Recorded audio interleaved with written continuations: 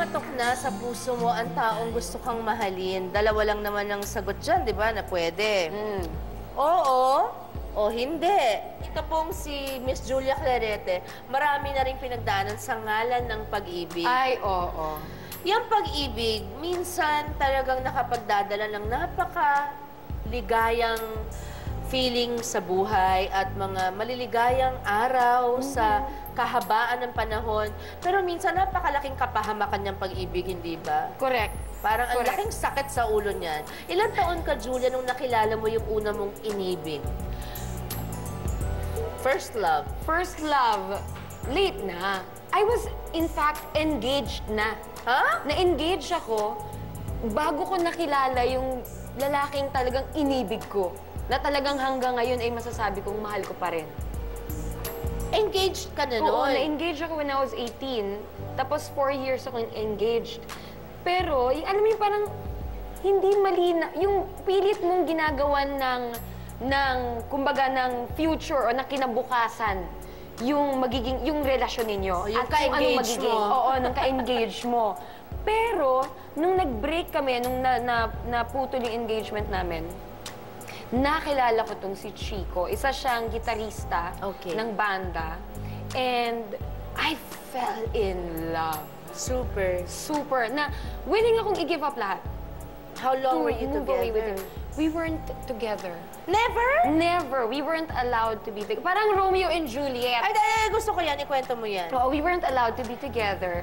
Kasi medyo, tama rin naman si nanay. Ang sabi niya, anak, wala kang kinabukasan. Kasi parang, mas gusto ko sa'yo yung stable na lalaki. Pero you don't know. You don't know pag gano'n. Diba? Lalo na pag in love na in love No, ka. but you don't know na wala kang kinabukasan kasi minsan biglang sisikat naman yung banda. Correct. Minsan naman may gano'n. Or baka dahil nakikita ng lalaki na, naku, wala naman akong kikitain dito sa pagbabanda ko, eh, magtatrabaho na lang ako ng iba para pag nagkaanak kami ni Julia.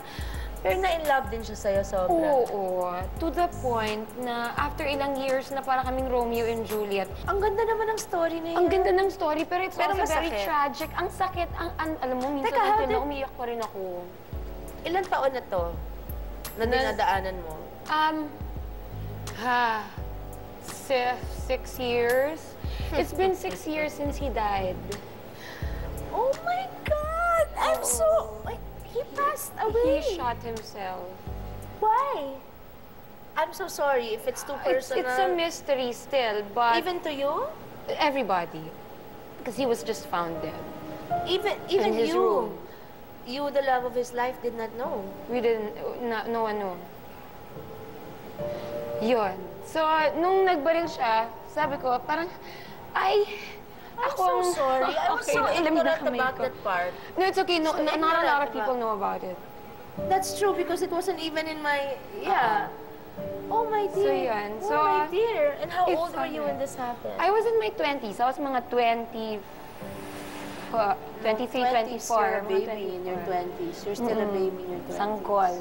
So yun, sobrang Romeo and Juliet nga yung nangyari sa amin. I'm so sorry, Julia. What an ending. What a tragic ending to a beautiful love story. Yeah. Anyway, ngayon naman, alalahanin natin ang mga sinasabi sa atin ng ating mga nanay tungkol kay Mr. or Miss Right. Eto Okay, nga. para naman sumaya tayo. Okay. May pagkakataon tayong lahat na mag-react dahil lahat po ng ating nasa audience, may mga placard na nagsasabing oo o hindi. Ayan! Ready na po kayo? Yeah! Okay! Eto na po ang isa sa mga karaniwan nating naririnig sa ating mga nanay. Sabi ng nanay ko, kung hinintay ko lang ang tamang lalaki, edi hindi ka umiiyak at nasaktan ng ganyan. Audience? Oh. Ay! Parang ako lang ang naghindi at saka si ate. Hindi? Bakit hindi?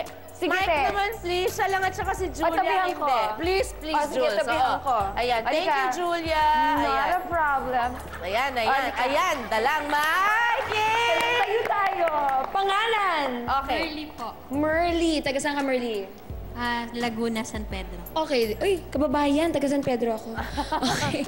O bakit hindi ang sagot mo? Bakit hindi, Merls? Kung ano po, sino po yung talagang tinitibok ng puso ko. Tsaka alam ko naman pag sino yung minamahal ko, alam ko na masaya kami pag tagal din ng panahon. Ayun. Kahit hindi siya yung sa unang tingin, right para sa'yo. Opo. Okay. Sige. So kahit mukhang wrong, basta tumibok. Yes. Okay, tama naman yun. Kesa naman mukhang right, pero ang in love nanay mo, mahirap yun. Yung nanay ko pala Okay. Diba? Correct. Oh, thank you, ate. Ikaw, Julia, bakit ka naghindi? Naghindi ako kasi, you know, you need to get hurt eh. You need to experience kung paano nasa isang relasyon. Kung maghihintay ka lang na maghihintay, abay, wala, baka namatay na ako. Wala pa, hindi pa dumadating yung perfect guy. Kasi wala namang tamang lalaki. Lahat ano yan, yun may kakulangan. You also have to be right for the person that's coming, di ba? Kahit gustong-gusto siya ng magulang mo, or kahit sa una gustong-gusto mo siya, kasi tingin mo sa kanya, parang siya yung tamang lalaki para sa'yo. Eventually, the things that you fell in love with are the things that you're gonna hate about him anyway. Alam mo, totoo yan. Ano bang next natin? Ito. Okay. Sabi ng nanay ko, humanap na lang ako ng matandang mayaman na madaling mamatay. 4 na M. Matandang mayaman na madaling mamatay. Oo, hindi, audience. Tayo, ano sagot natin Ako doon? hindi pa ako nakakasagot. Parang Sige hindi ko nga, alam. matandang mayaman na madaling mamatay. Huwag naman. Parang oo, parang wag na. Oo. Okay. Tuloy na lang po ang kwentuhan kasama si Julia Ayaw sa na ni nanay. pagbabalik po ng kasama mo, kapatid.